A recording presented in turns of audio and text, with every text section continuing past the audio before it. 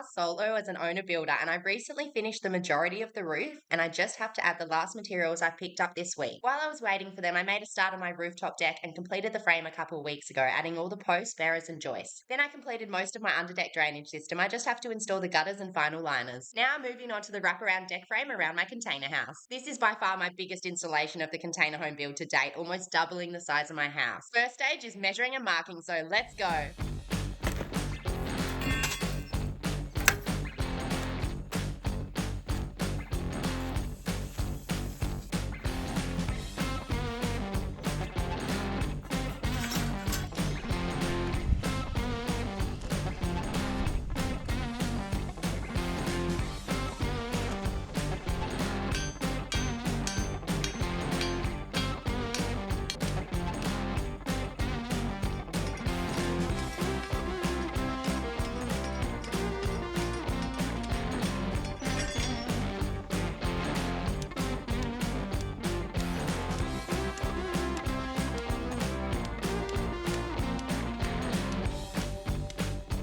This week you won't see me talking on screen much, and that's because at the start of the week there was a little incident with Aru and the neighbour's dog. It involved me shouting and screaming at the top of my lungs for 45 minutes while standing over a kangaroo and protecting him. Obviously no hard feelings on the Bluey. He's a purebred with a strong predator-prey instinct, so he couldn't help it, but obviously it's not something I want happening on my land. Anyway, I ended up losing my voice for 6 days, which was interesting for me, someone who loves a good chat. Oh, and I forgot to say, I saved the Roo. He bounded away after I wore down Bluey. But back to the deck. Because my deck is a wraparound and not a standard shape, it makes the measurements a little tricky to get. But hopefully the bigger the challenge, the greater the reward. The steel needed for this alone is insane, but I'm hoping to save money by milling and making all my own decking boards. I'm marking out the deck around the shipping containers and finding my roundabout position for the corner posts. When I have that, I can hammer in my batter boards behind the area and find level with the house foundations. It was too light to see my laser in the sun, so I had to use this steel and check my levels in the evening with the laser. When I've got all my batter boards in, I can start to run my string lines and find the final positions for my posts.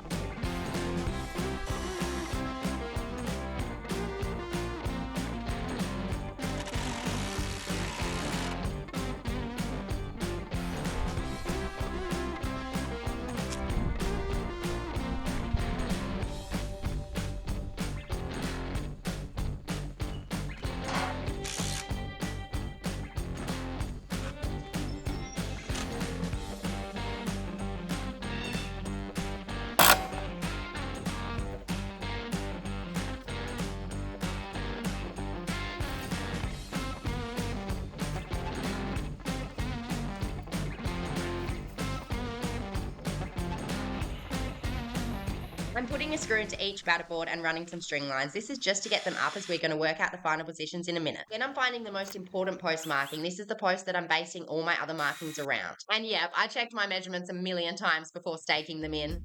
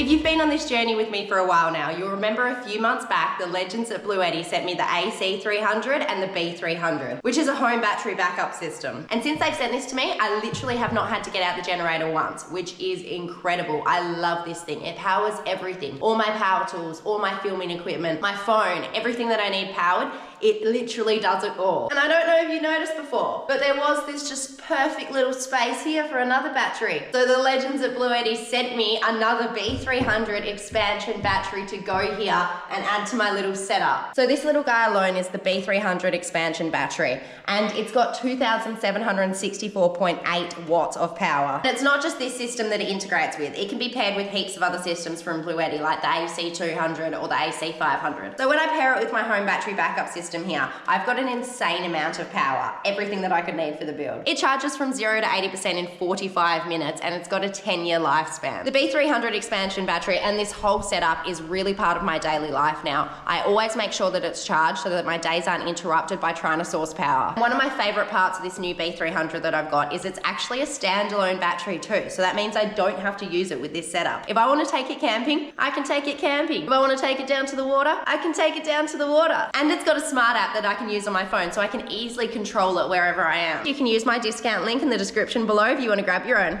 Far out, Brussels sprout. This is a brutal job. First it was brutal because of the ground, and now it's brutal because it's so fiddly trying to find like the correct, perfect, spot on measurements. So I've just got my front string line and it's 100% perfect. Gone along the whole width of the container and I've measured from every single point, and it is coming out exactly 4 meters in every area. So I am so stoked. And now I just have to go around and find the other 4, but that's not the only ones that I've got to do. I've still got to do the other ones for the other post, because I'm not just having posts on the outside edge, I'm also having another row of posts in between the container and the outside edge as well. So I'm gonna have to put in more batter boards. So I gotta keep moving. Now that I've got this measurement, I can use it to get my string lines correct and work out where the rest of my posts will go. So I need to go to each corner and mark out where the post will be based on my string lines, and then of course double check them a trillion times. And then the ground screwing can begin.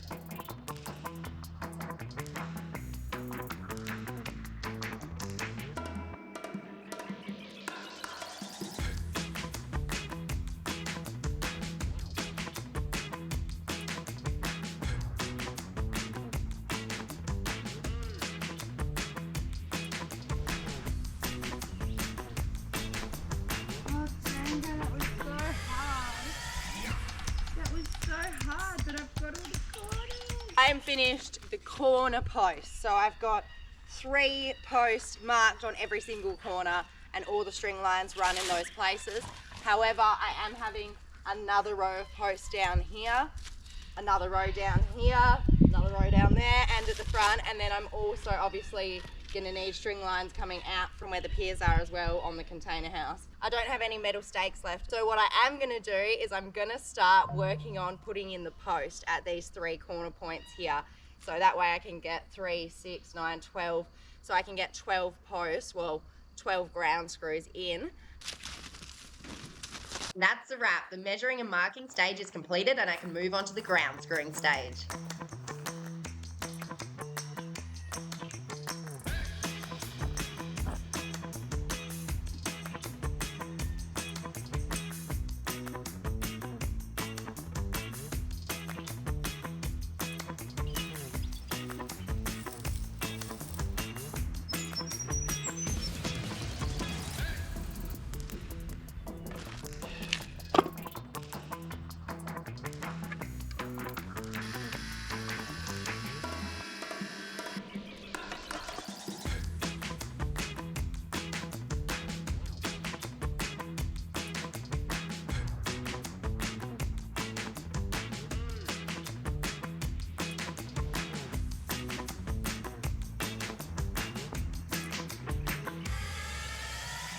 These ground screws are designed to be hand screwed into the ground, As we know, my soil is rock hard clay and this is not even remotely possible for me. So I'm designing an attachment to connect the ground screws to my auger so I can try auger them in. The idea is to make a claw-like attachment with an arm that'll be connected to the auger and the claw will connect to the ground screw with a bolt. I'm using leftover steel flat bar pieces to make a steel claw that sits over the ground screw. I first need to cut them to size and then I worked out where the holes needed to go for the bolt and made them using a 4mm piece and then a cone drill bit.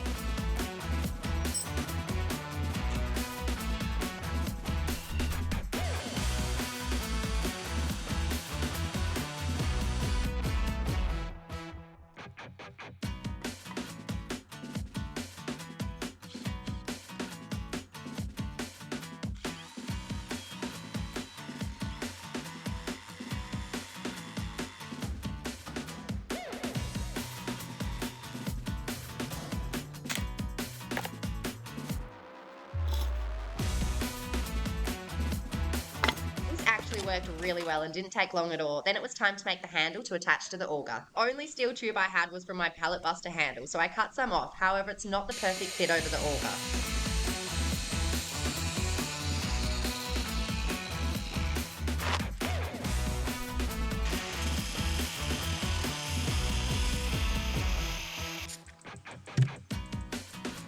Drilled a hole in the tube to attach it to the auger with the auger's pin.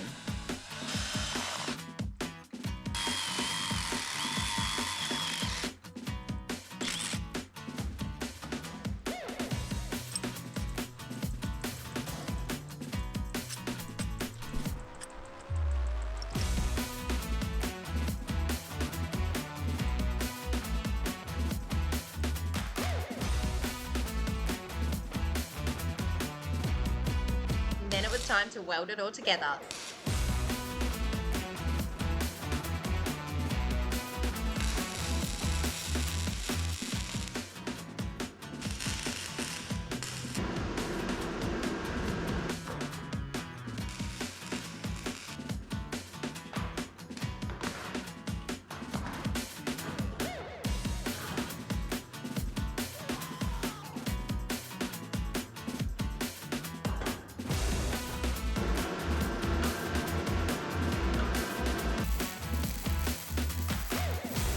And here it is. It actually turned out so much better than I imagined.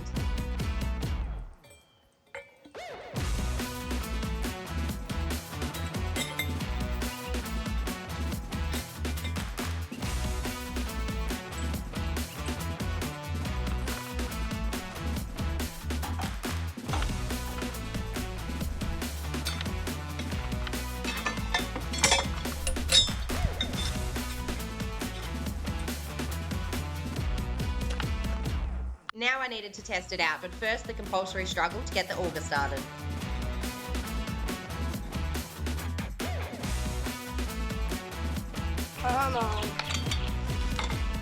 However, I soon realised the tubing being a bit too big and loose was a problem and I needed a smaller bit. So after a big drive, I changed out the tube for a new snugger fit piece and it was perfect. And you know what? It worked just as well as the auger works in this soil, which is shit with a capital S. The one thing I didn't think about when making my plan was the fact that this auger has never worked well in my ground soil because it's clay. Yeah, good one, Jasmine. The effect it has is condensing the clay beneath the screw or auger bit and making the ground even harder. I did try soaking the area with water to loosen up the clay because I knew I would have that as a suggestion. But I was pretty confident it wouldn't work as I tried that when I was digging my house foundations and it didn't help at all. The effect it had here was the ground broke apart rather than softening and the ground screw moves loosely around in it. You can see the difference with this one where I didn't use any water. And I did give hand screwing a go, but I really got nowhere. So I need a new plan of attack that doesn't involve a machine because I don't have any in the area to hire and I would love to buy one, but it's not in my budget yet. The only idea I have at the moment is maybe getting a really skinny auger bit that will make a thin hole first and then I can auger the ground screw in. But if you have any other ideas, let me know. With around 36 ground screws to install, this is going to be a very big job. I need to head down to the dam because figured out the dam's been leaking drastically fast. It's been leaking ridiculously a lot, but it's not leaking from where I've done the jetty. It's leaking from out the back. Like you can see out the back, there's like big patches of water all behind it, and that's why I didn't notice for so long either, because I did just think that that was the rain. But it turns out it's leaking very, very fast, and so I really need to do something about it now because I don't want all the water to just be gone before like summer even gets here. So I got this stuff, not cheap, but it has crazy good reviews, and people are saying that it lasts for 5 years. So, I mean, that sounds pretty good to me. The only thing I'm worried about is, because it's on the spring line, I'm worried that, because when it like hits winter and stuff, the spring line always starts like rising the water level, and it fills up the dam before it even like rains too much or anything. So as soon as the rain comes, it doesn't fill up from the rain, it fills up from the spring line under the ground. And I'm worried that if I use this dam stop leak stuff, that will stop the water coming in from the spring line. I really hope not, but yeah, I need to use it.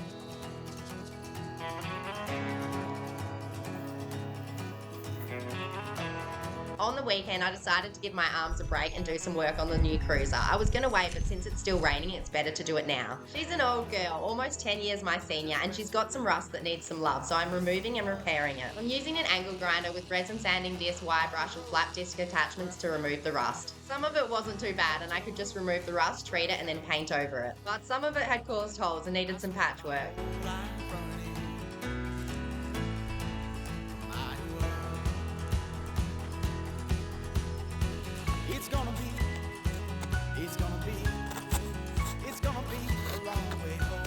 I used a rust converter to spray the areas where I removed rust, and then I let it sit before giving it another coat. And then I've got the car's original colour paint that I can spray on to finish it. We started off before I started school. Mom and Dad said we're headed south, we're gonna move. Well, I hung on for a year or two after, but I forgot the house and trailer in the road. I spent my whole life